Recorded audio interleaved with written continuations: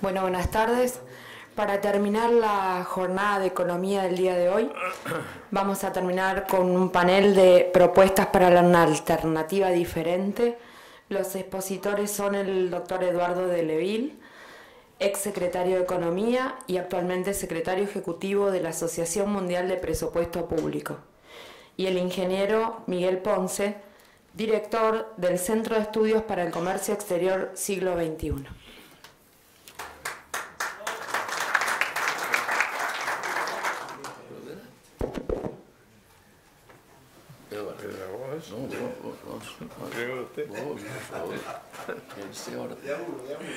Bueno, primero agradecer al Instituto de Políticas Públicas de la honorable convención, este honor que me permite exponer algunas ideas sobre la situación nacional y, como el título lo dice, reflexiones y sugerencias. Voy a tratar de hacer algunas reflexiones y tratar de hacer tres sugerencias. Tres sugerencias que me parecen significativas porque están dirigidas al sistema político. Porque es el sistema político el responsable principal de lo que es modelar las finanzas públicas de un país y modelar el futuro de ese país.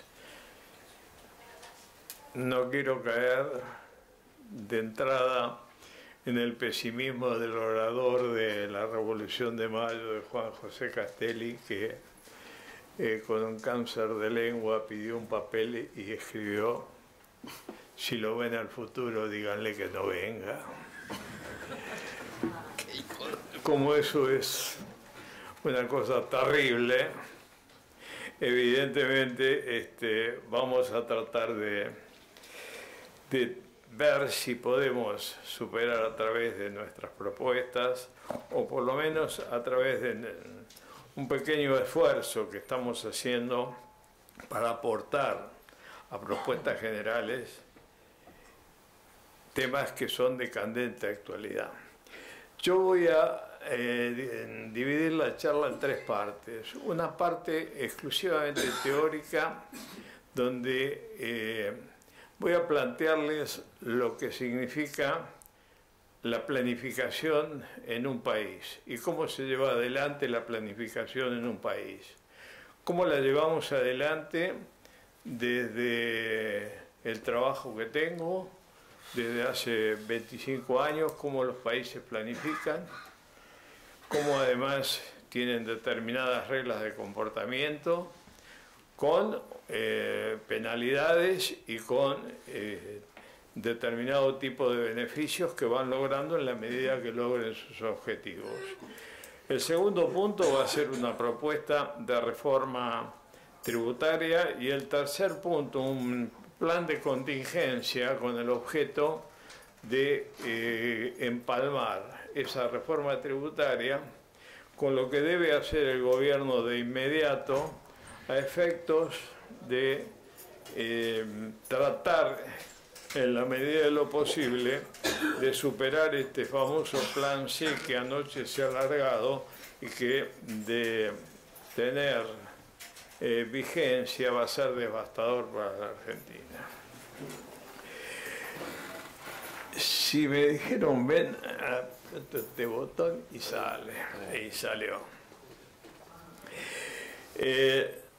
La política económica la voy a dividir en dos partes: la política de mediano y largo plazo, o la política de largo plazo, la política de corto plazo, y dentro de la política de mediano y largo plazo Voy a tratar el tema de planeamiento y dentro del corto plazo la política fiscal estrictamente, porque sé que esta mañana tanto Gustavo como el resto de la mesa se estuvieron extensos y dieron detalles importantísimos de cómo está funcionando la economía en este momento.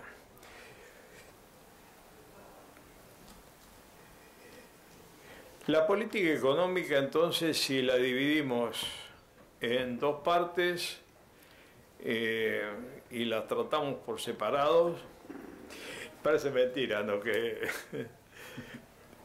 un presupuestista esté hablando de planeamiento y un hijo de un planificador ejemplar estuvo hablando justamente de coyuntura y estuvo hablando de corto plazo. Paradoja. Pero son las paradojas de la vida, en definitiva. Así que disculpame por lo que pueda.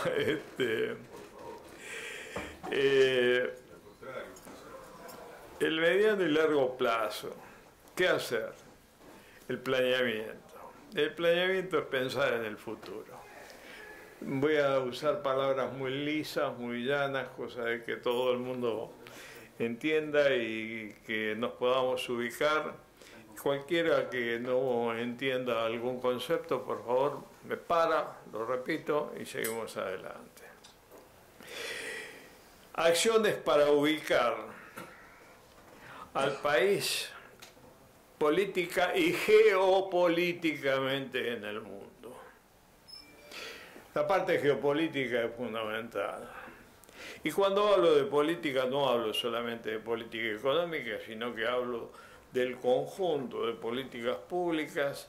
Entre las sobresalientes a nivel de política económica, de la política demográfica, ha hecho que el país desde siempre ha carecido. El país no tuvo nunca una política demográfica, como por ejemplo la tiene la Comunidad Económica Europea con la política agraria comunitaria.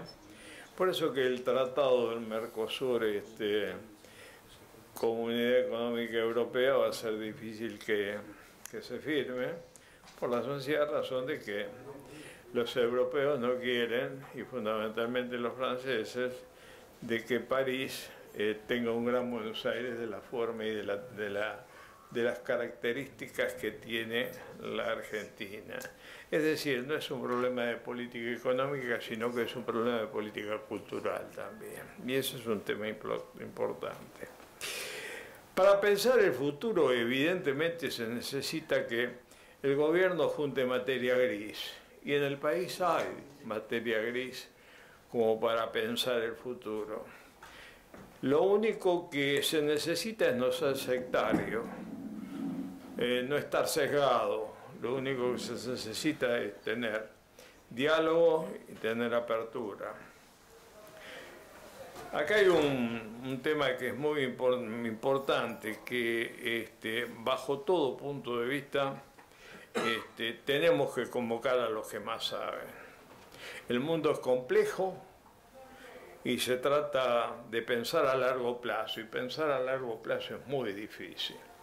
Muy difícil porque el futuro siempre es un blanco móvil. Y es un blanco móvil que tiene las características de que a veces desaparece como blanco también. No solo se mueve, sino que desaparece. Pues fíjense cómo cambió el mundo desde la caída del muro de Berlín en adelante, y se darán cuenta de que evidentemente no es fácil tener una visión clara con todo lo que está pasando y todo lo que está pasando en el Medio Oriente y fundamentalmente las novedades en el Asia-Pacífico.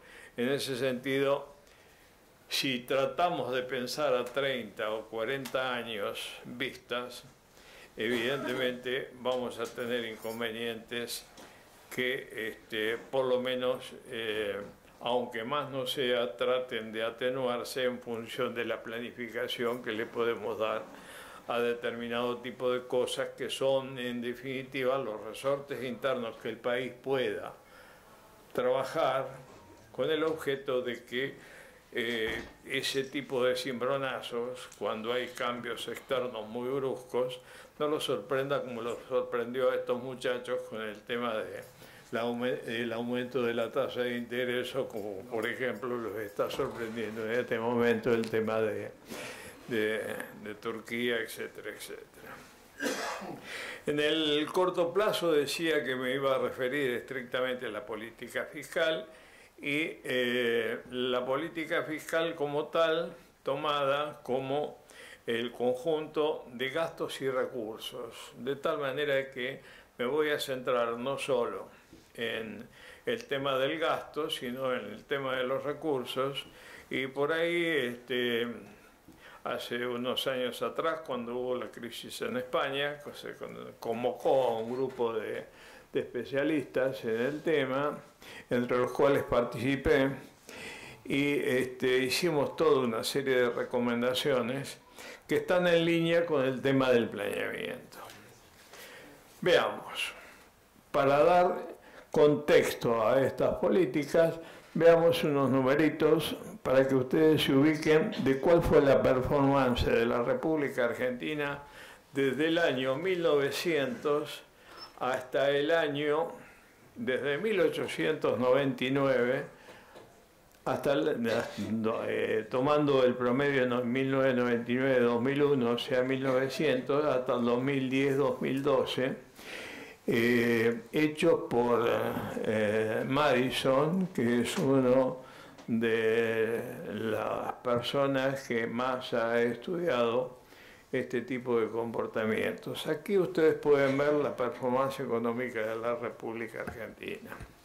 Pero este cuadro, evidentemente, es sacar el pañuelo y ponerse a llorar, como dice el tango, porque si ustedes pueden observar que desde 1900 al 2011, ojo, y es un cuadro que está planteado no por un tipo que cayó de paracaidista, sino que por dos tipos, por Juan Yach y por Martín Lagos, que son el riñón del sistema. Fíjense ahí que Brasil aumenta, tomando base 100, aumenta 9 veces su Producto Bruto. Chile 5 veces casi, Uruguay 4 veces y media y Argentina 2 veces y media apenas. Y fíjense lo que significa del 50 al 2011, del 50 al 2011, y me voy a poner los anteojos para poder leer un poco mejor. Fíjense que la triste performance que en definitiva se está haciendo, porque del 50 al 2011, ahí prácticamente Argentina aumenta un 10%, siempre con base 100, en cambio, fíjense el comportamiento de Brasil, de Chile y de Uruguay. Uruguay nos saca prácticamente la mitad de lo que aumentamos nosotros. Y esto es demasiado triste para un país como la Argentina, porque evidentemente está quejado por toda una serie de procesos en los cuales si nosotros nos ubicamos en el año 1895, Argentina era el primer país del mundo. Si nos ubicamos a principios del siglo, estábamos quintos. Y si nos ubicamos ahora, somos 60.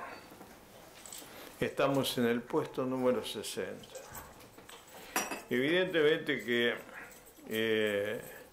este es un tema para meditarlo y para pensarlo, porque acá surge la pregunta de qué nos pasa.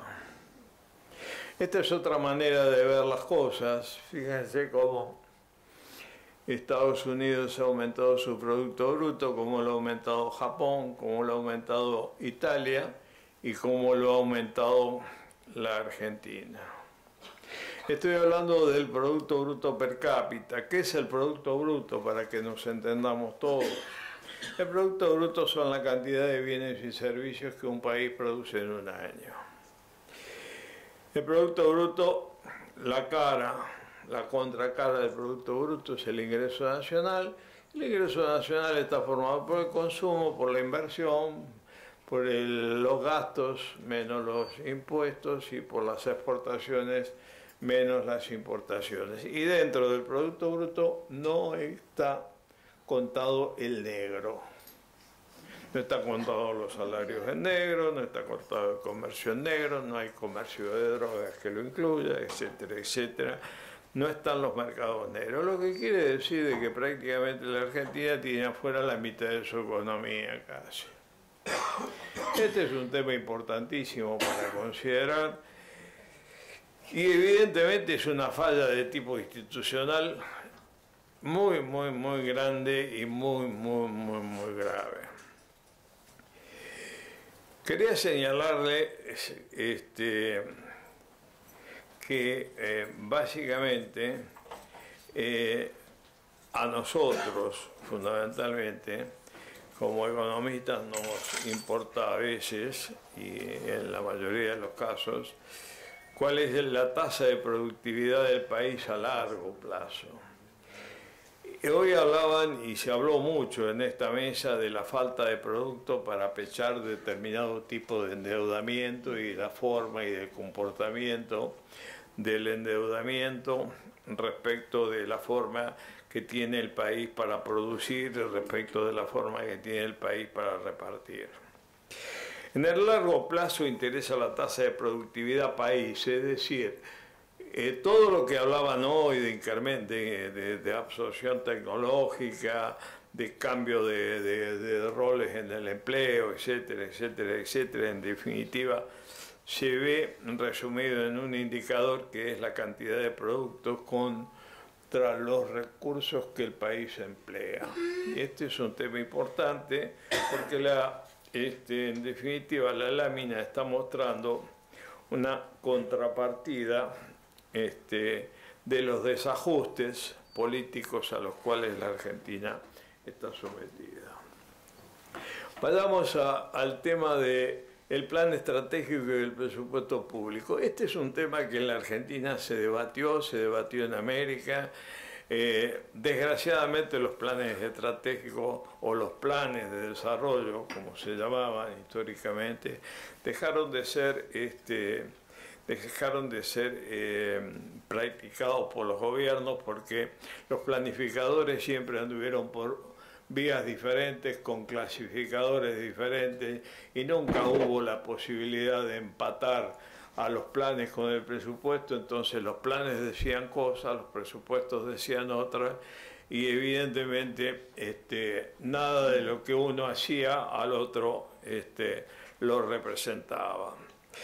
Nosotros lo que tratamos de hacer es que los planes y los presupuestos tengan las mismas aperturas, que los planes se segmenten en planes de acción y que los planes de acción sean los presupuestos del año. De tal manera de que definitivamente cuando estamos asignando recursos dentro de un plan estratégico que evidentemente tiene determinado tipo de cosas que ahora lo vamos a conversar. Entonces, si el plan es el largo plazo y el presupuesto va a ser el corto plazo, el año, de alguna manera entonces tratamos de soslayar este problema que lo tuvimos durante muchos años. El planeamiento estratégico es una herramienta para conducir todo tipo de organizaciones públicas o privadas, con o sin fines de lucro, grandes, medianas o pequeñas, y incluye los aspectos de analizar el escenario, los escenarios en los cuales el país se va a mover, definir una visión de país, es decir, qué queremos hacer en función de un balance de recursos y de un balance de ventajas y desventajas. Tenemos que ver cómo lo proyectamos eso en el tiempo, seleccionar las estrategias, con quienes nos aliamos, cómo nos desarrollamos, qué aportamos, qué decimos, qué hacemos, llevar adelante, asignar una misión, diseñar las estructuras necesarias, y esto hace a la organización del Estado y ejecutar un plan de acción operativo, y acá es donde directamente ingresa la parte de las finanzas públicas de todos los años a través del presupuesto. Esto es un tema que en la Argentina, excepto en el periodo donde el padre del joven Grispun y Carranza trabajaron, después prácticamente todo se fue a barajas y Argentina no tiene plan. Argentina no planifica. Argentina hace planes sectoriales. Ustedes lo escuchan al presidente y dice: estoy haciendo el plan de transporte, el plan de esto, el plan de otro, y los coordina Magoya. Es decir, no hay coordinación porque no hay una centralización del plan, una cosa importante, una cosa que en definitiva de un escenario que trate de mantener los equilibrios macroeconómicos. Y este es un tema que al país le cuesta muchísimo. No se dispone tampoco de ese cuerpo de pensadores que digan qué es lo que quiere ser Argentina. Ustedes recuerden cuando era chico y le decía: mamá, yo quiero ser doctor, mamá, yo quiero ser bombero, mamá, yo quiero... Por lo menos el tipo tenía idea de lo que quería hacer o lo que le gustaba hacer. Bueno, Argentina es el chico que está frente a la nada. No sabe lo que hacer. No sabe lo que hacer. Por eso cada gobierno está empezando. Por eso la nueva Argentina, por eso la Argentina potencia, por eso esto, etcétera, etcétera, etcétera. Argentina es un país que no tiene los pies sobre la tierra. Argentina vive por encima de todo este tipo de cosas, con planes sectoriales dispersos y evidentemente con un financiamiento dependiente. Las etapas de un plan estratégico: analizar escenarios, decía hoy, definir la visión, seleccionar estrategias, agregar una misión a cada organismo. Cada organismo, por un problema de organización y métodos, que ya eso evidentemente pasó a la práctica con los aparatos estos,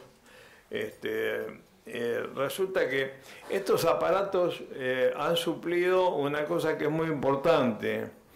Nos han suplido la virtud de pensar. Entonces viene todo envasado, y como viene todo envasado lo comemos. Y evidentemente dentro de eso hay demasiada cantidad de sal, o demasiada cantidad de proteínas, o demasiada cantidad de cosas, y evidentemente esas cosas se indigestan. Y por último, el tema de ejecutar el plan de acción. Fíjense que el proceso, la misión y la visión dan la lógica al plan estratégico, al plan operativo anual, que es la parte del plan que se va a ejecutar con el presupuesto. La parte del plan que se van a ejecutar con el presupuesto. Acá era donde Juan José Castelli decía eso del futuro, por favor. Entonces, ese es el tema donde, en definitiva, nos permite, cuando se junta el presupuesto y el plan, nos permite hacer la evaluación. Porque el presupuesto produce bienes y servicios. El presupuesto produce bienes y servicios que el plan tiene recogidos en la etapa que corresponde a determinado año y lo ubica en el tiempo y en el espacio de esos bienes y servicios. La determinación de un plan estratégico es el diagnóstico de la situación, que es subjetivo y valorativo. por eso se necesita gente que piense. Tantas situaciones como actores sociales hay, toda sociedad es muy diversa, hay mucho pensamiento dando vuelta, hay muchos intereses dando vuelta, por eso no es por una sola vez y para siempre, sino que tiene dinámica, es dinámico. Y eso era lo que tenían los viejos presupuestos, eso es lo que tenían los viejos planes. Los viejos planes eran bastante estáticos, eran bastante inamovibles y de alguna manera por eso fracasaban. En tanto la realidad cambiaba y el presupuesto la recogía, los planes se quedaban estancados. Quedaron al final como, yo siempre los mencionaba, como eran libros muy altos, se los ponían en las sillas los tipos de baja estatura para llegar a la altura del escritorio. Este es un tema que se daba siempre, ¿no? Entonces, el diagnóstico es una cosa dinámica y esto lo debemos comprender. El diagnóstico es una cosa dinámica. No es una fotografía. Lo que sí es una fotografía es cuál es la realidad de este momento y a dónde queremos llegar. Entonces, en esta fotografía va a salir el tipo rengo, el tipo que le falta el brazo, el tipo que está amputado, y en esta otra fotografía va a salir un Photoshop donde, después de recorrer evidentemente el plan, saldremos todos lindos, bellos, etcétera, etcétera, si el plan tiene éxito. Porque en definitiva vamos a hacer un plan para buscar la felicidad de la gente. Este es un tema importante porque de alguna forma nos lleva a pensar en cosas que dijeron hombres importantes de la política, que después las voy a mencionar y que en definitiva son cosas muy significativas. Asignar una misión. Responde a las preguntas: ¿qué haremos y dónde lo haremos? La misión es el resultado de una visión. Es decir, si queremos, por ejemplo, ser dueños si tenemos litio y queremos ser protagonistas de toda la tecnología del litio, bueno, la misión es el resultado que en definitiva va a ayudar a llegar a esa visión, al desarrollo de toda la tecnología del litio dentro de 30 años, 20 años, 10 años. Entonces, y la elección de determinadas estrategias para alcanzar el objetivo justamente dentro de 10 años, dentro de 20 años. Y el diseño de una estructura adecuada.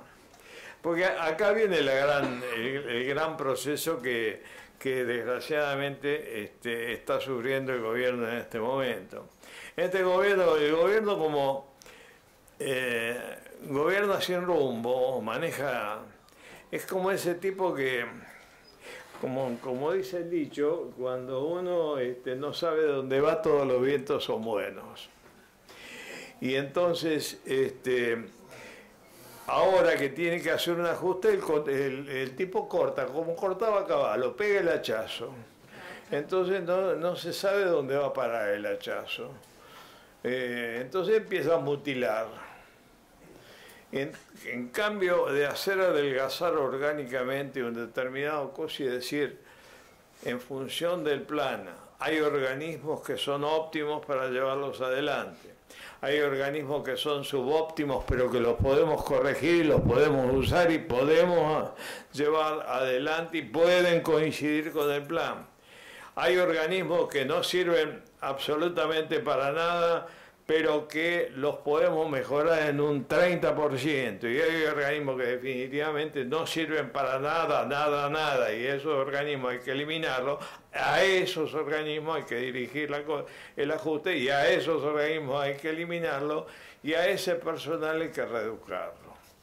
Es decir, nos ahorramos la plata de anular un organismo, pero rescatando al personal, porque en definitiva el personal, los recursos humanos son la base de los sistemas y es fundamentalmente el recurso que más cuesta, en definitiva, adquirir en las administraciones públicas.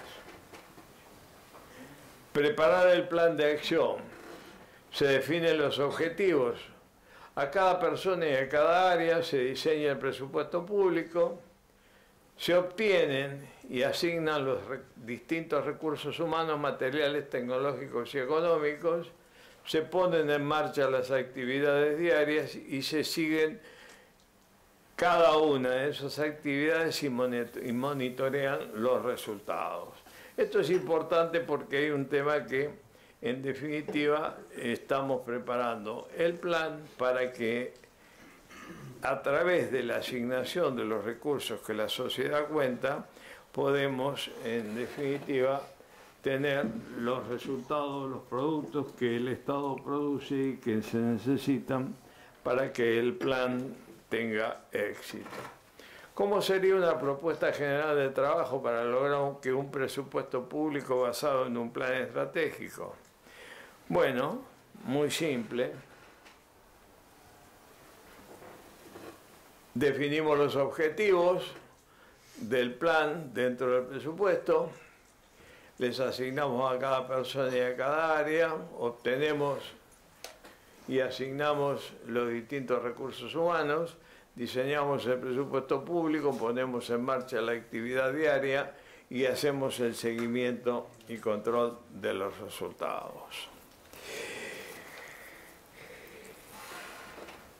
Ya terminando con este tema, es la revisión del presupuesto por programa en base al plan estratégico. Vamos a tener objetivos estratégicos que se logran a través de objetivos intermedios y objetivos operativos metas. Esto es importante porque, por ejemplo, un objetivo estratégico puede ser la nación más alfabetizada del planeta. Y bueno, a partir de ahí el objetivo intermedio que es lo que es construir buenas escuelas y tener una buena capacitación de una planta docente o una planta docente acorde a la cantidad de demanda que tenemos de la gente. Y después lo operativo, cómo se hacen las cosas y cómo se consumen los recursos. Los objetivos. El objetivo expresa una de las definiciones específicas del futuro pretendido por la organización. El objetivo es el blanco de la acción. Blanco de la acción.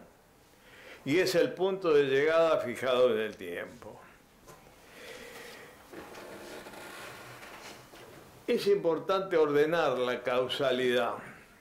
Los objetivos son la respuesta idealizada a un estado positivo de un problema.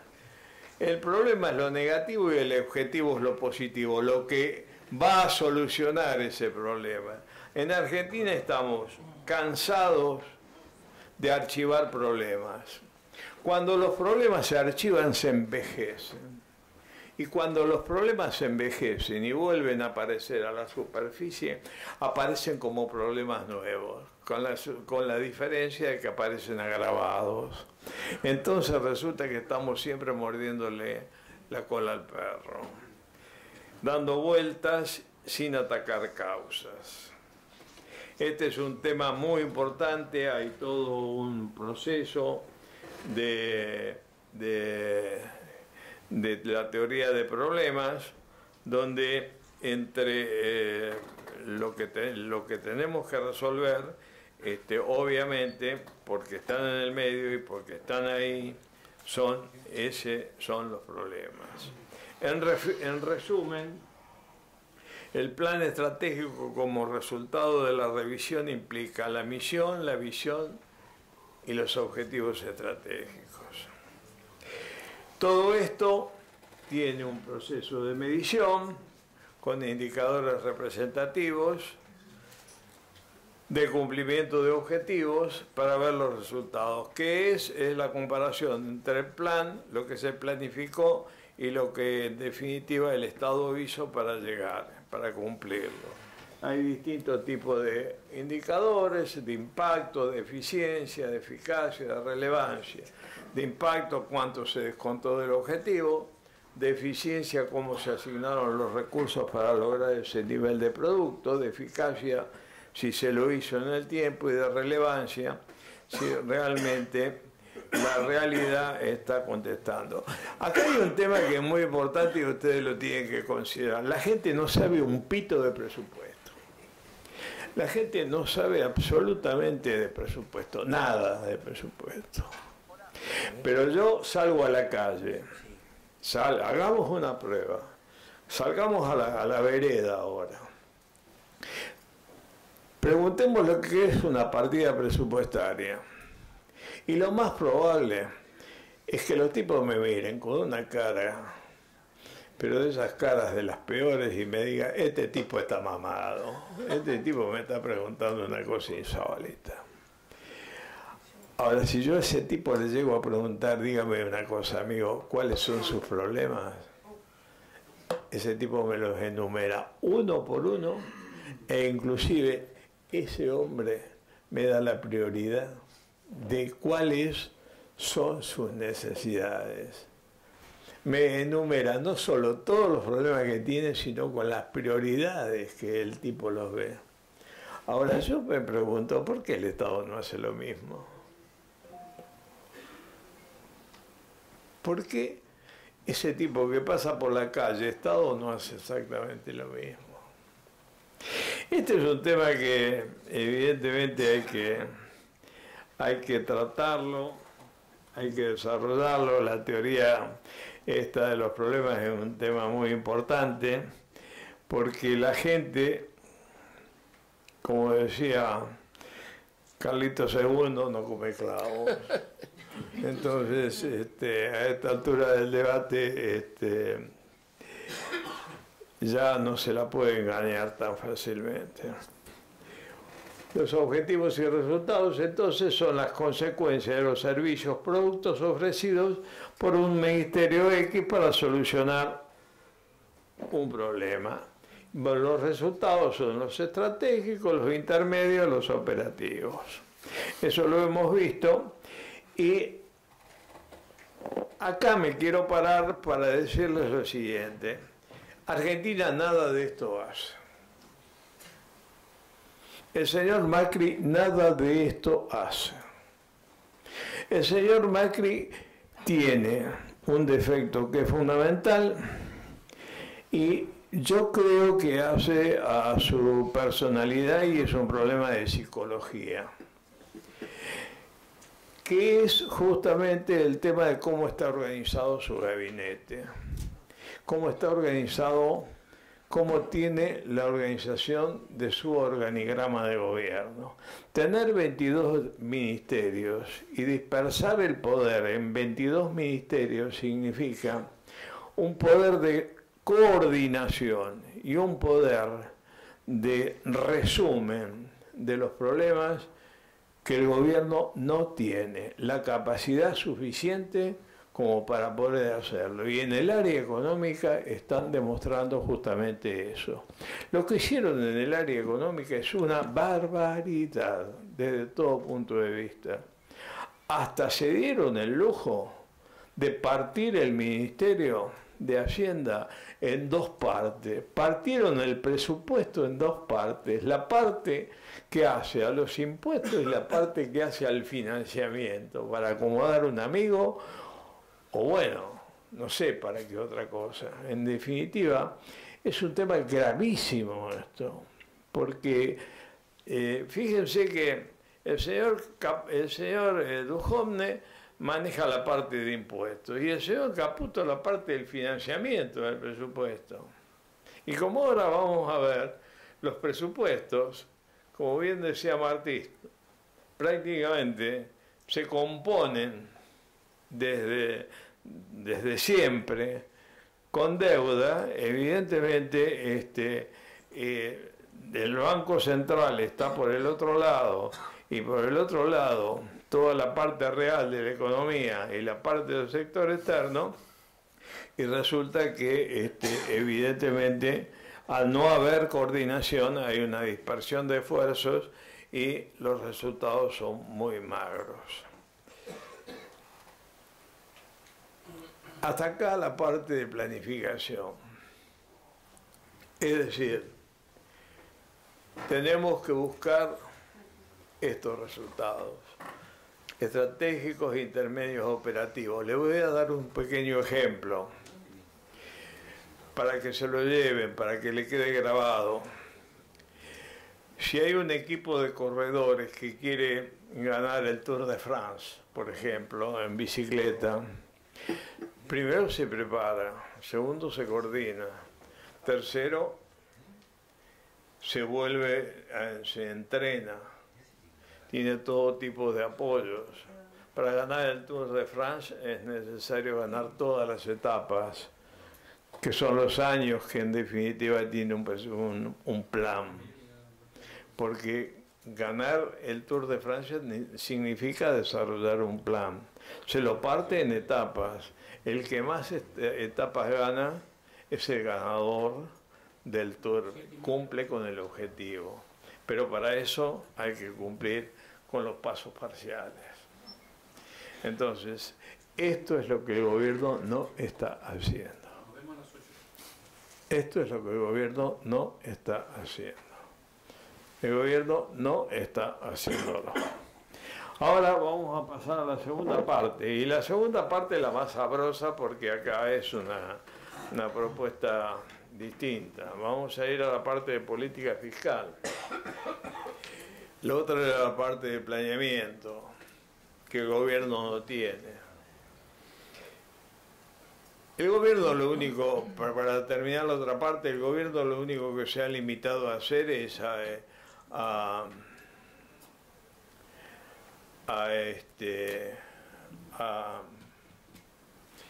trabajar con los expedientes, con el expediente electrónico y tratar en la medida de lo posible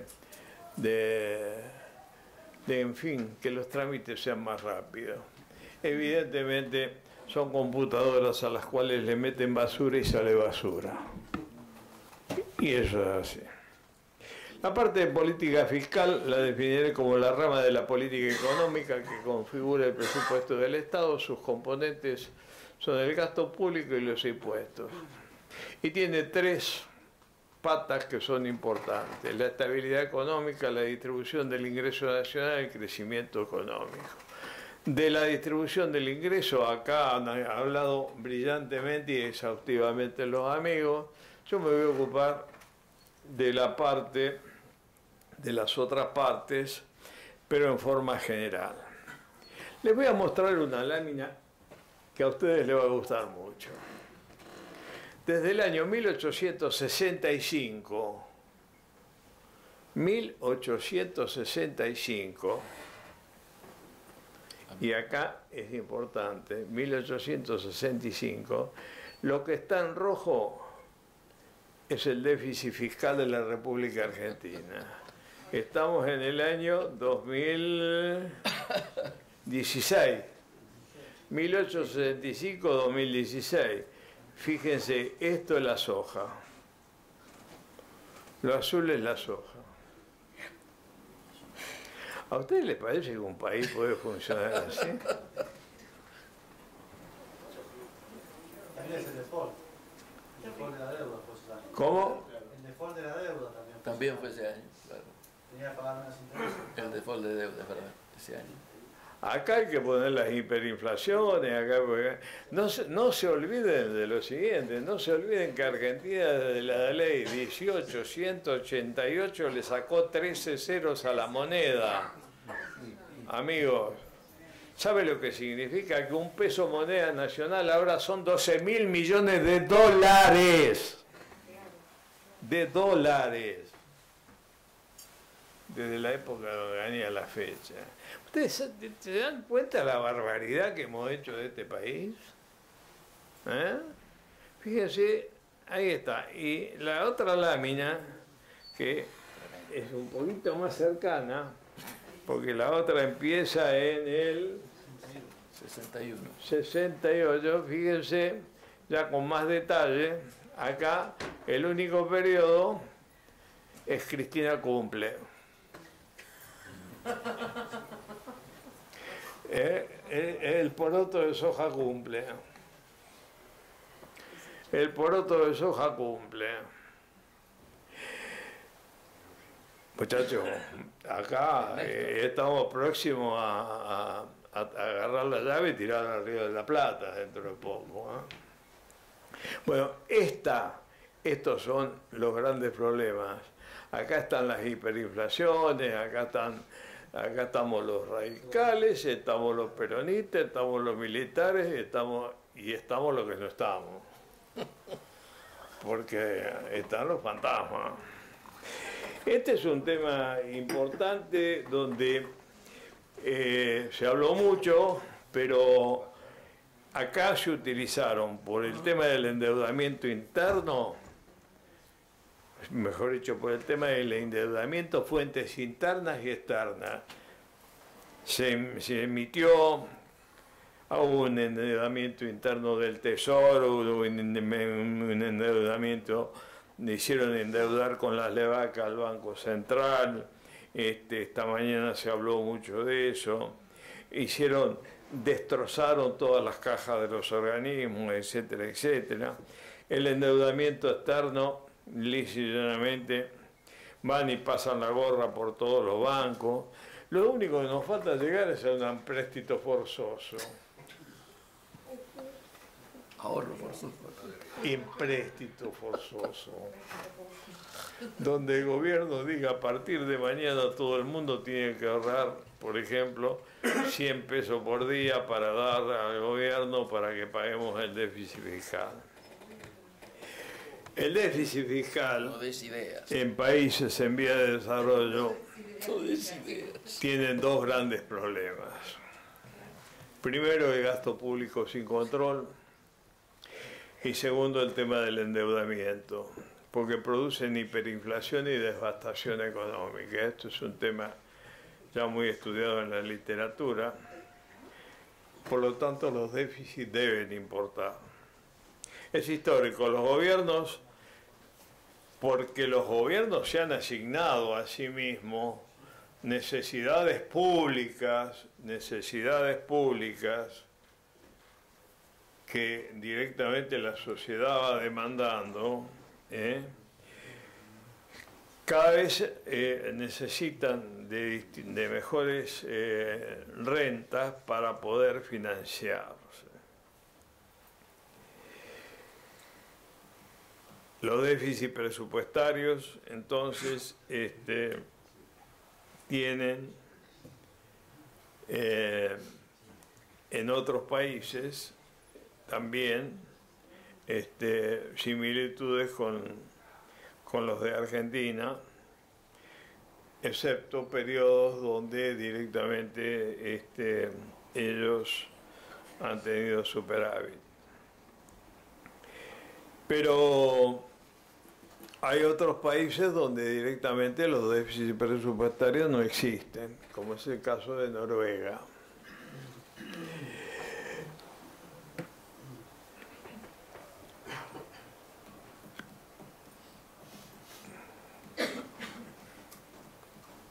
Voy a saltear toda una serie de cosas porque evidentemente no hacen al tema más importante a los cuales quiero llegar. Les quiero señalar sí un cuadrito que es bastante curioso. Acá fíjense en el gobierno de los K, una cosa que es interesantísima. La línea roja es el déficit fiscal y la línea punteada, incolora, inodora e insípida, son los subsidios. Fíjense que los subsidios son más grandes siempre que el déficit fiscal. Esto es gravísimo. Desde todo punto de vista es gravísimo. Porque acá estamos demostrando evidentemente que hay un país que no está funcionando y que está necesitando. Yo lo escuchaba ayer a la nota y la nota decía una cosa muy simple. Hay un boludo por ahí que se pone contento porque inauguró 15 comedores más, cuando en definitiva lo que tienen que festejar es que se cierren 15 comedores más, porque hay 15 hay más personas que tienen más trabajo y que pueden comer en sus hogares. Y este es un tema importante y que hay que tenerlo en cuenta. Además, fíjense una cosa, fíjense la tasa de inflación. Esta es la tasa de inflación de la Argentina. Miren cómo oscila. A partir del 2005. Cosa más grave todavía. No quiero hablar de esto porque esta mañana hablaron demasiado y con mucho más autoridad que yo. Pero cosa más grave es el tema de los salarios reales. Fíjense el salario real, medido en dólares. Fíjense cómo pierde el salario real, medido en dólares, salario real y salario real en dólares. Es decir, el peso y en dólares. Cuando uno juega con las dos medidas diferentes del mismo concepto, en definitiva vean cómo pierde, cómo va perdiendo uno pierde, cómo debería ser y cómo pierde, cómo es. Fíjense el tema del comercio exterior. El tema del comercio exterior es una pinturita, porque esto es justamente la contraparte de lo otro. Acá está ese azulcito que veíamos por ahí, pero fíjense después cómo viene la mano, en caída libre. Entonces, vamos a un tema que es el análisis del presupuesto nacional, gastos, recursos, impuestos, deuda pública, etcétera, etcétera. Y acá vamos al cuadro básico. Esto es lo que nosotros miramos cada vez que vamos a un país, que es el esquema de ahorro, inversión, financiamiento. De acá salen los ingresos corrientes, los gastos corrientes, de acá es el resultado económico, es decir, ingresos contra gastos reales del año, excluidos los intereses, el resultado primario, después los recursos de capital, los gastos de capital y después el total de ingresos, total de gastos, etcétera, etcétera, y abajo la línea cómo se financia, de dónde sale la guita.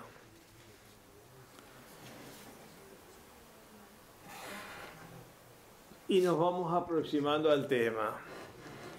Esta es la belleza de la República Argentina. Este es el cuadro, este es el presupuesto del año 2018. 3.043 millones. Esta es la belleza. Pero lo más lindo del cuadro no es esto. Lo más lindo del cuadro es esto. Bienes personales, 0,11%. Vamos a los impuestos regresivos, como decían los muchachos de recién. El IVA se lleva el 7%.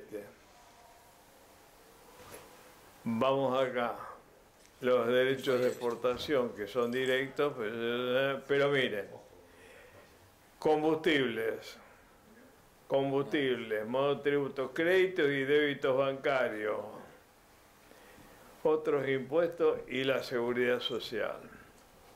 Falta acá, evidentemente, el impuesto a los ingresos brutos. Entonces, esto es importante porque les comento, en ganancias, lo tengo acá en este libro, la CEPAL, es un libro publicado el año pasado. La CEPAL estimó que hay un 53% de evasión. 53% de evasión. El IVA,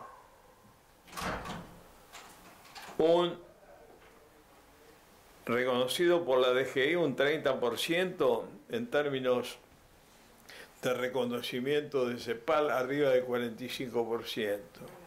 Y así sucesivamente. Sí, los pilares prácticamente en los cuales se basa, ustedes fíjense que tiene como pilares ganancias, IVA y los impuestos a la seguridad social. Que acá está, este es un problema que tenemos acá, un despelote que para salir nos va a costar la vida. Pero estos son los ingresos máximos del Estado.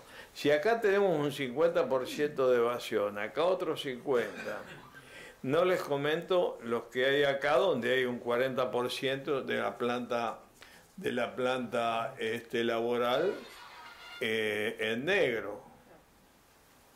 Entonces, pero lo más curioso de todo es bienes y servicios no personales, que es el 0,11%.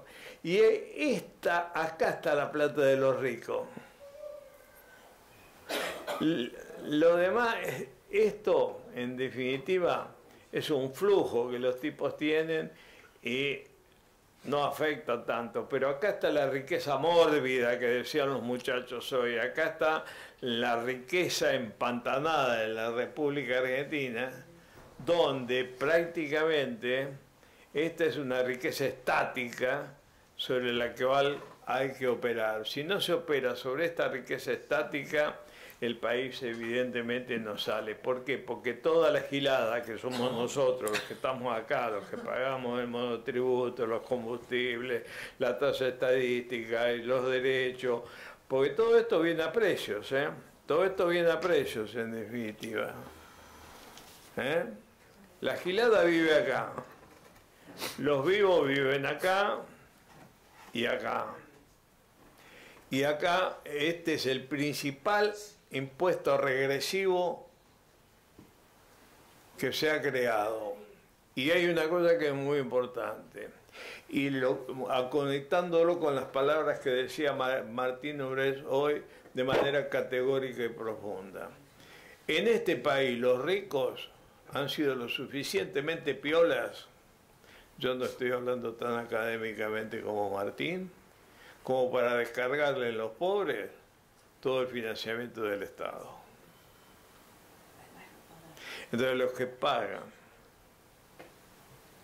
que pagan en este país y los que sostienen al Estado en este país son los sectores medios y los sectores pobres. Los pobres peor, porque de acuerdo a la curva de Engels, directamente la curva señala cuánto del ingreso en definitiva de una familia va a destinar a determinado tipo de acciones, y evidentemente se ve que el salario se lo come prácticamente en comer y nada más.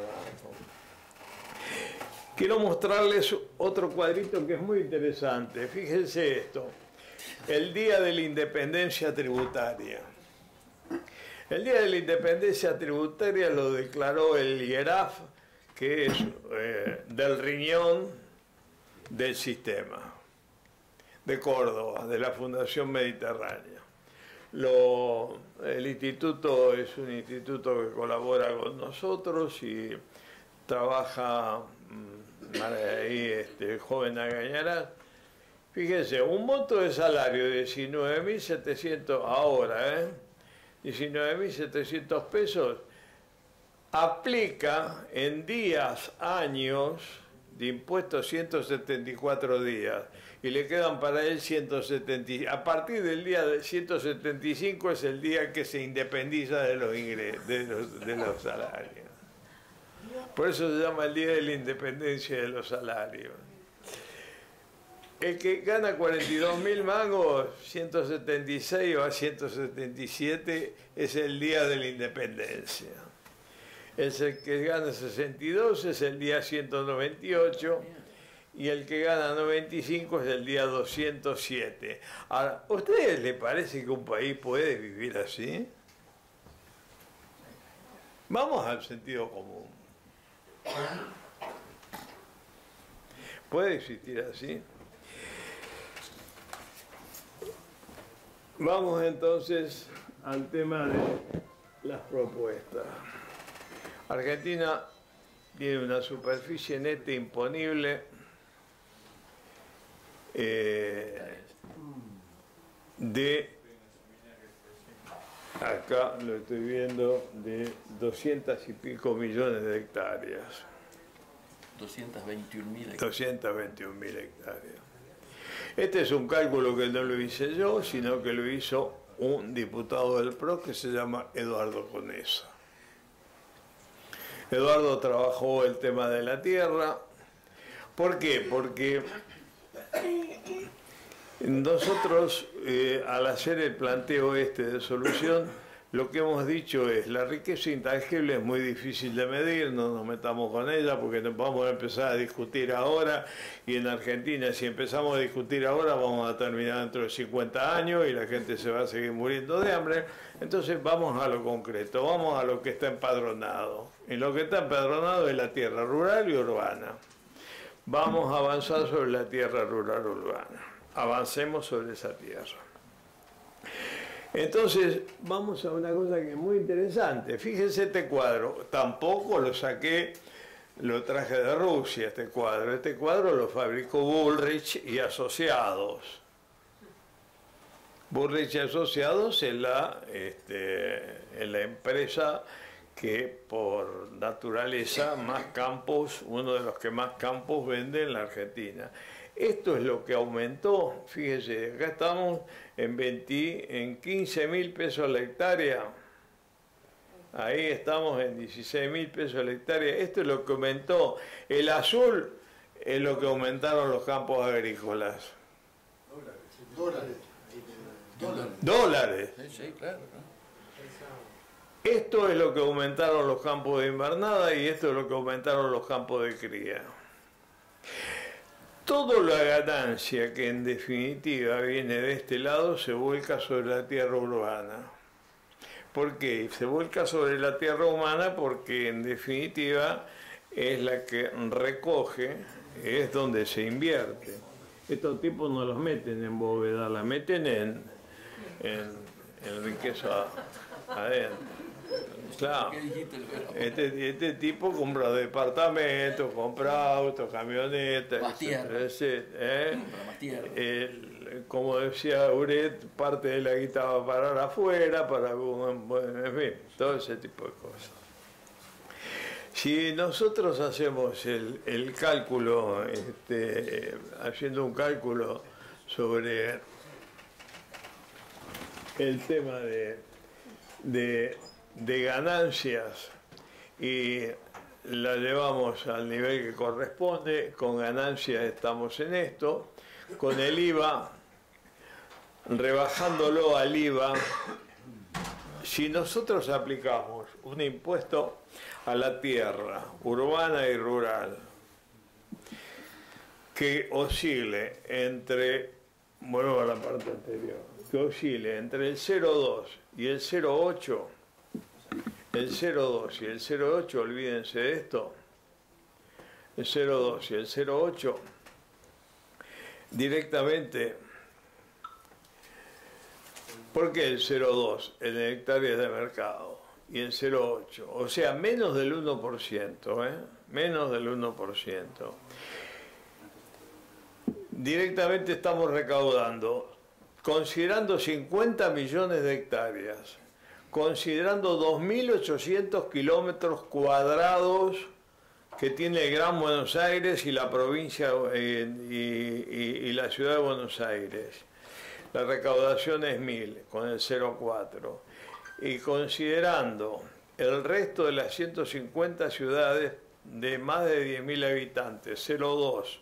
La recaudación es 400 cuando consideramos en promedio de la hectárea el costo de la hectárea, de acuerdo a Bullrich, a 2.000 a 1.800 pesos del metro cuadrado, dólares, perdón, del metro cuadrado, y 1.800 dólares en promedio siempre el metro cuadrado. Multiplicando por el 0,8, 160, multiplicando directamente esto, 1000 multiplicando esto, estos son miles de millones de pesos, lo que quiere decir que son 1.580.000. De los 13.000, recuerden los 13.000 millones de bienes personales, tendríamos una recaudación de 1.560.000 millones. Es decir, que directamente con este impuesto solo prácticamente, tocando estos coeficientes, podemos cubrir gran parte del presupuesto. Y ya voy terminando. Tocando ganancias, tocando IVA, porque no es cuestión de incrementar,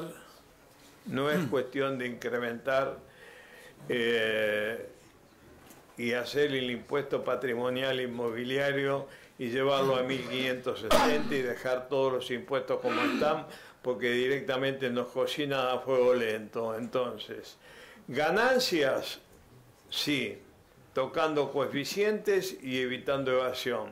El IVA rebajándolo del 21 al 7%. ¿Con qué umbral de ganancias? ¿A partir de cuánto? Claro, ¿de cuánto? Ganancias directamente a partir de... el sueldo menor sería $3.000 y serían diferenciales las rentas personales de las rentas de las empresas. Las rentas personales pagarían más que las rentas de las empresas, al extremo de que lo que se mencionó en la mesa anterior de la desigualdad, directamente de pasar de 26, 27, empezar a achatarle y llevarla a 20. ¿Para qué? Para que el país sea más igual, con esa tendencia, porque a medida que el mercado va fluyendo, evidentemente, y al haber una mayor demanda, los precios se van desinflando y en función de eso las relaciones se van acomodando y la diferencia entre ricos y pobres va bajando, va a ir bajando. Esto es sumamente importante porque fíjense que el presupuesto, con estos 3 impuestos nomás, está en 2.800.000.000, era de 3 billones, lo que se necesita que el resto de los impuestos se rebajen en más de un 50% y se anulen básicamente el impuesto a los ingresos brutos y se anule el impuesto al cheque y se anulen los derechos de exportación. Es decir, se anula el derecho de exportación, se anula todo lo que en definitiva traba la producción. Muy bien. Fíjense que esto es un tema que es importante y que se ve acá. Este cuadro es lo mismo corregido, nada más que acá, con un déficit, por supuesto, de tolerancia del 10% de evasión. Acá el IVA rebajado al 8%, y acá los bienes ya están en 1.500, acá la exportación prácticamente se anula el impuesto al cheque, etcétera, etcétera. No se toca la seguridad social, que ahí había que meter mano, pero estamos en un presupuesto con el mismo esquema de impuestos. De 3 billones andamos en 4 billones y hoy están peleándose desesperadamente por 600.000 millones de pesos. Entonces, ustedes ven que, en una palabra, como colofón, que si los ricos pagaran impuestos en este país, las soluciones están al alcance de la mano. Y esto es un problema del sistema político. Esto no es un problema que nos cae del cielo y Jesucristo, en vez de tener barba, se la afeitó. Acá directamente. ¿Cómo sería? ¿Por qué no hablar de la transición? La transición es muy simple. La transición, tiene que haber un plan de contingencia y un plan de transición. Y la transición, básicamente, tiene que trabajar de la siguiente manera. Todas las ciudades tienen catastro. El campo tiene catastro y los 2.800 kilómetros tiene catastro. El plan se puede organizar entre ahora y fin de año perfectamente, sin ninguna clase de problema. Puede haber problemas menores. Pero acá hay un tema que es muy importante. es el tema de la administración tributaria. Y en el tema de la administración tributaria, la ley tiene que de alguna manera armar un Consejo Federal con todos los fiscos provinciales y el fisco nacional a efectos de reestructurar el sistema y por 3 o 4 años de alguna manera trabajar en forma conjunta y coordinada. Eso es fundamental. Si no se logra eso, evidentemente va a haber problemas. Y además otra cosa que es muy importante, esto, lo que yo planteaba hoy, del impuesto a la tierra urbana y rural, ensancha la base tributaria y va sobre el impuesto a las ganancias incrementándolo, porque mucha gente va a aparecer el impuesto a las ganancias, cosa que ahora no aparece. Ustedes me dirán, y esto es un tema muy importante, que hay mucha gente que tiene mucho capital, pero tiene poco ingreso. Bueno, esa gente que tiene mucho capital y tiene poco ingreso, tiene que procurar de alguna manera tener más ingresos para tener ese capital. Y esto lo obliga. Entonces ahí es donde se produce una acción de mercado importante y significativa. ¿Cuál es el plan de transición? Sí. Perdona, el tema de ganancias, ¿el ajuste por inflación entra o no? Sí. Ahora, ¿cuál es por eso que yo estoy planteando el plan de transición, por ejemplo? Perdón. Muy importante. Plan de contingencia, ahí está. El plan de contingencia. Volvamos atrás si se puede. Pasa rápido. Se puede. A ver si alguno sabe. Acá. Pasa rápido. Bueno, a ver, lo paso todo y vamos a llegar. Claro. Plan de contingencia, ahí está. El plan de contingencia. El plan de contingencia del gobierno se tiene que dejar de joder y tiene que ir a la yugular como fuimos nosotros en el gobierno de la Rúa para hacerlo presidente. Después hablamos de eso, ese es otro problema.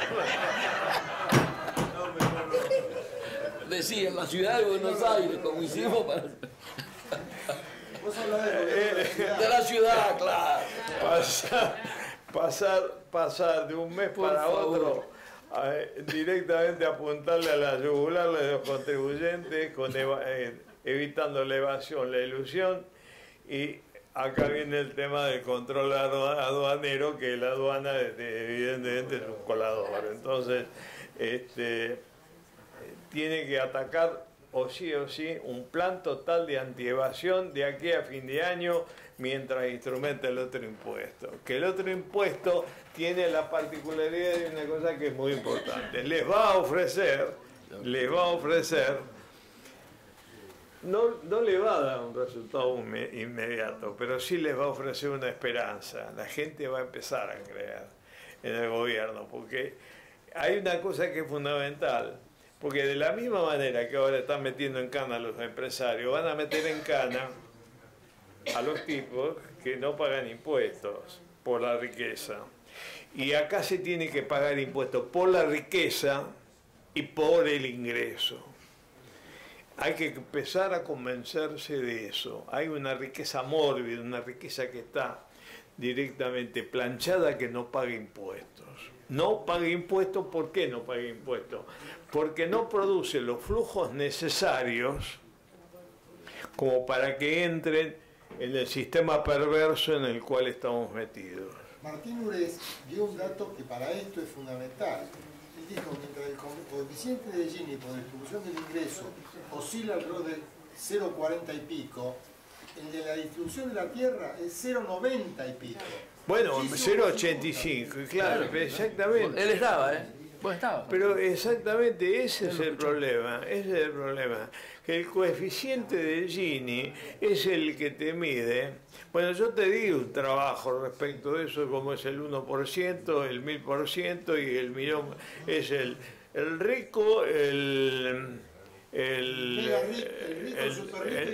super rico, el mega rico y el que sale en la revista Forbes. Y ahí te das cuenta cómo es la concentración de la riqueza en la República Argentina. Pero ojo, uno de esos tipos, que es uno, yo te diría, no sale en Forbes, pero está abajo, en la casa de ese es donde se planean los golpes de Estado. Y en la casa de ese es donde se ponen presidente y se baja presidente. Entonces, esto es muy importante de tenerlo en cuenta y muy importante de masticarlo mucho. Después, alguna vez podemos hacer una conversación con ejercicios de esto, pues están hechos los ejercicios, están desarrollados, hay un trabajo muy grande detrás, hay un trabajo de cerca de 200 hojas detrás.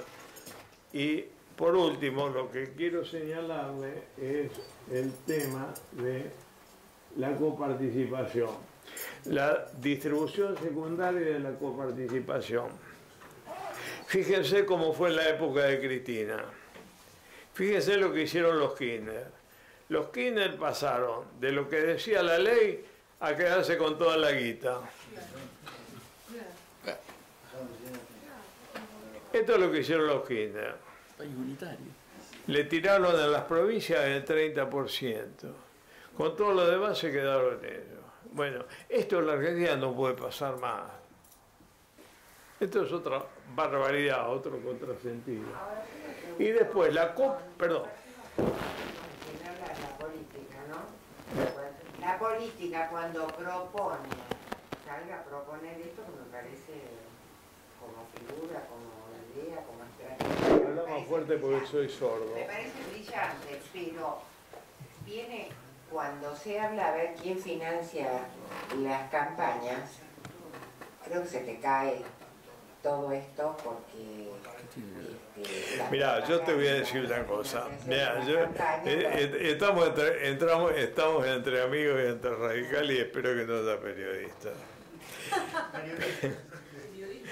Pero hay un tema que es fundamental. Nosotros no vamos a aparecer en los cuadernos. Porque en la época nuestra la manga era de $10.000 en campañas puntuales. Porque, ojo, la política se financió siempre a través de empresas. Y los funcionarios públicos, y a nosotros nos ha tocado, de que nos venían y nos pedían, mirá, este muchacho, etcétera, etcétera, sobre todo a mí me venían y pedían, y decirle... Y yo le decía, bueno, Macado, todo lo que está dentro de la ley se lo vamos a dar, todo lo que está fuera de la ley, nada, como decía el general. Pero hay un tema que es fundamental. Si está fuera de la ley, decirle que ni Arturo Illia nos hace firmar. El problema que hay, y este es un tema que le imputo a esta casa, y a la de enfrente.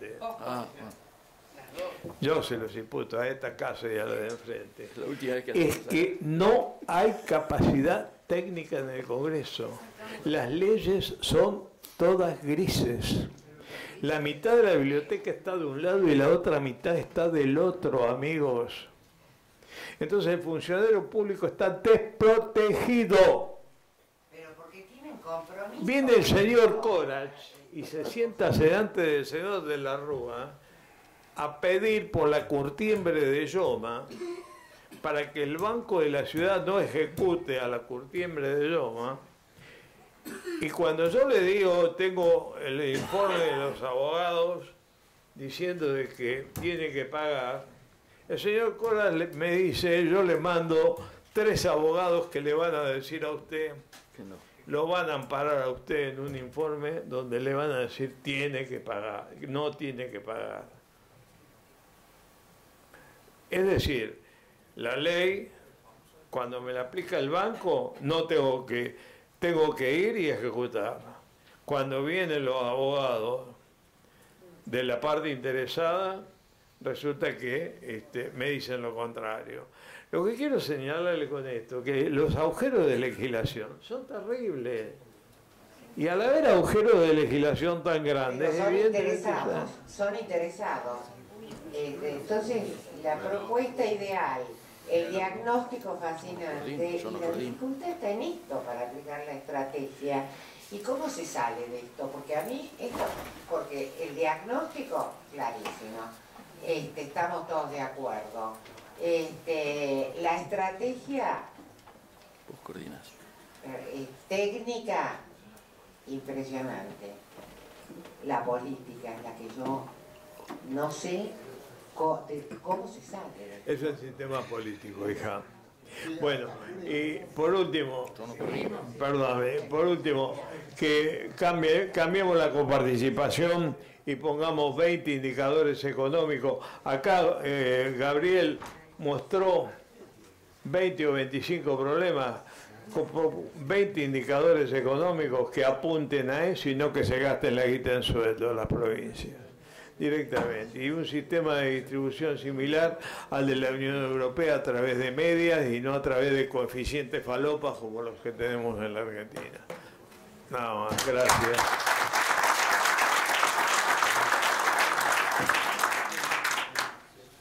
Tiene la palabra. Gracias.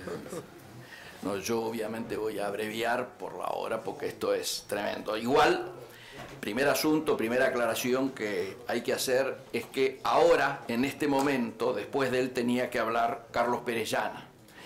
Con Carlos Pérez todos los que vinieron saben que está en el programa instalado. Con él habíamos arreglado que él tocaba todo lo que era el mundo, y yo tocaba la parte comercial de la inserción argentina, la inserción inteligente al mundo en términos lógicamente comerciales y económicos.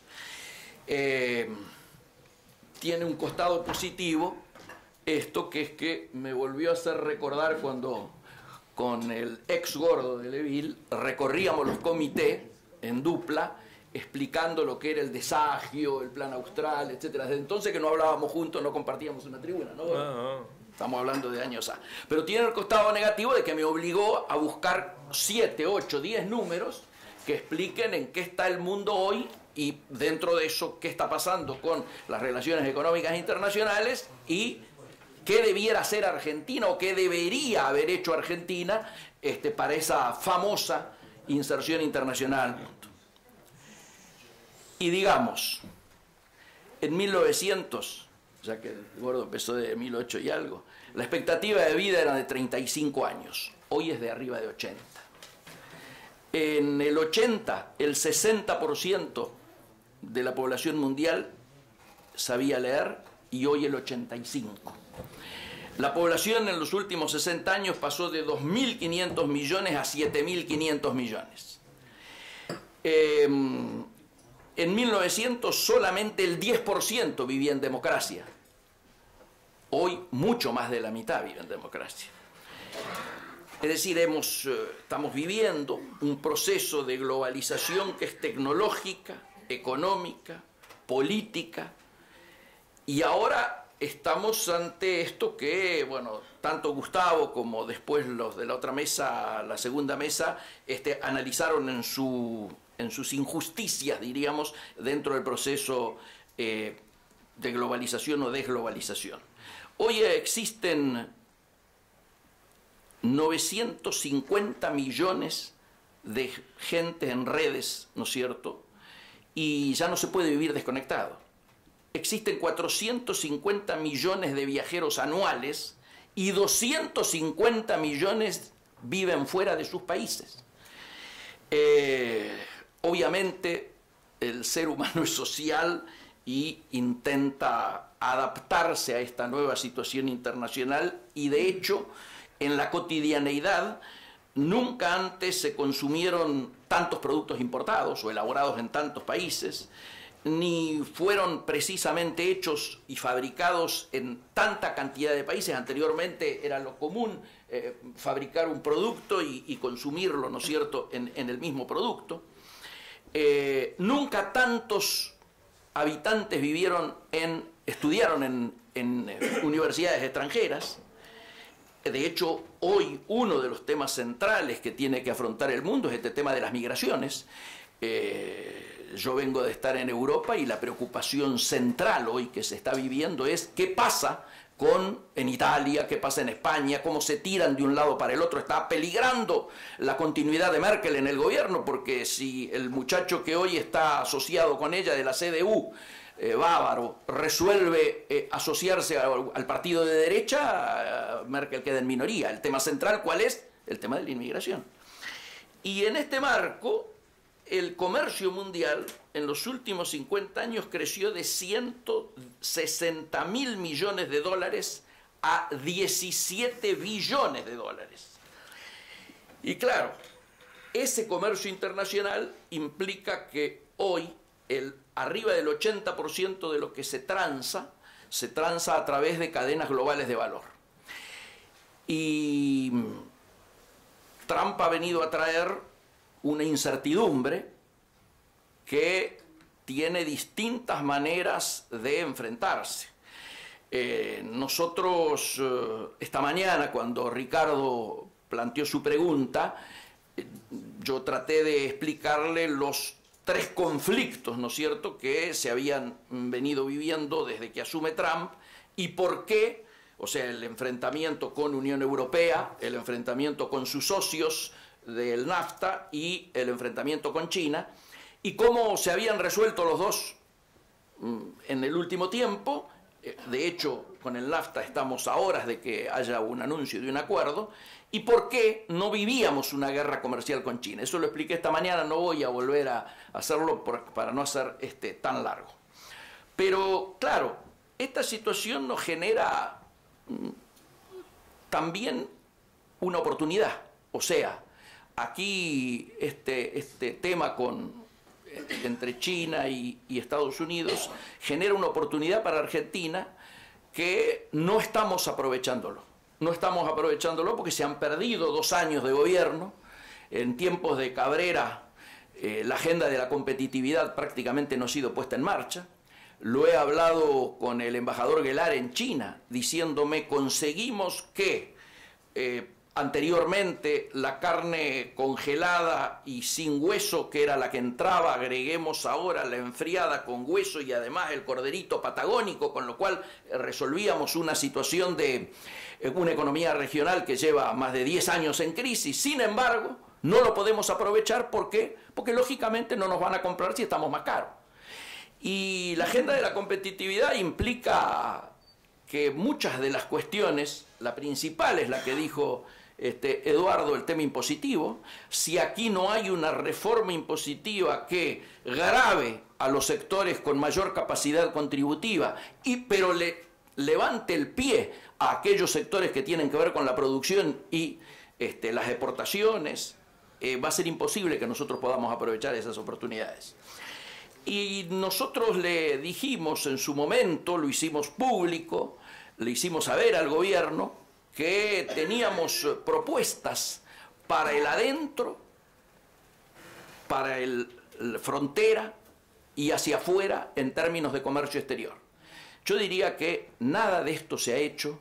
Se ha transformado una Cancillería que debió haber sido claramente inclinada hacia las negociaciones económicas internacionales. Se ha puesto un canciller cuya especialidad es el ceremonial y el protocolo, y además se ha destruido el área, se ha desmantelado un área muy importante que había en términos de negociaciones económicas internacionales, y bueno, hoy estamos como estamos. Con Eduardo de Leville mostraba recién el gráfico de comercio exterior. El año pasado tuvimos récord de saldo de balanza comercial negativo, 8.500 millones. Este año apuntábamos a tener más, y no lo vamos a tener porque al haber entrado al fondo, la recesión hace de que haya menor demanda, ¿no es cierto?, de insumos, de partes y piezas, de bienes de capital, y además al achicarse el mercado interno por haber ingresado al tema del fondo, ¿no es cierto?, por la pérdida de salario real que hacía referencia también recién Eduardo, lógicamente hay que fabricar menos y por lo tanto si se vende menos, se fabrica menos, se importa menos. Por eso no vamos a tener, pese a que hoy es un día negro, porque volvemos a conocer los números de comercio exterior que se conocieron esta mañana, y nuevamente tenemos rojo comercial, aunque la curva de ese rojo se ha atemperado. han subido las importaciones el doble que lo que han subido las exportaciones, obviamente porque algunos especulaban con que a partir de la ventaja competitiva que implicaba un tema de cambio, ¿no es cierto?, lo que algunos denominan la competitividad cambiaria, se resolvían todos los temas, y esto no es así. De hecho, si nosotros decimos que tenemos los costos más elevados en términos logísticos de la región, si tenemos la carga impositiva más importante de la región en relación a la producción, si todo lo que implica dedicarse a las economías regionales, en lugar de ayudar a la exportación desde las economías regionales, lo que hacemos es quitarles, tomar medidas como las que tuvo que anunciar SICA el mismo día de la exportación. Yo estaba invitado para ir a CERA, CERA es la Cámara de Exportadores de la República Argentina, que celebraba el día de la exportación, llega SICA y le avisan ahí que se han frenado el reembolso a las exportaciones, es decir, medidas claramente antiproductivas cuando más necesitamos dólares, porque los dólares genuinos para el repago de la deuda a la que se ha criticado tanto, ¿no es cierto?, deben provenir de un saldo positivo de balanza comercial. Y cuando hacemos llegar estos acuerdos, los vamos a decir con todas las letras, que era una suerte de decálogo de premisas para recuperar la reinserción internacional al mundo. Obviamente no hay casi ni comprensión de esto en la Cancillería de hoy.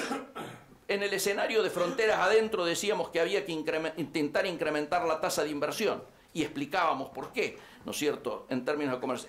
Luego recuperar el abastecimiento energético. Nosotros tenemos un saldo de balanza energética que significa egresos muy importantes en términos de dólares, más ahora, ¿no es cierto?, en que arriba del 80% del costo de los combustibles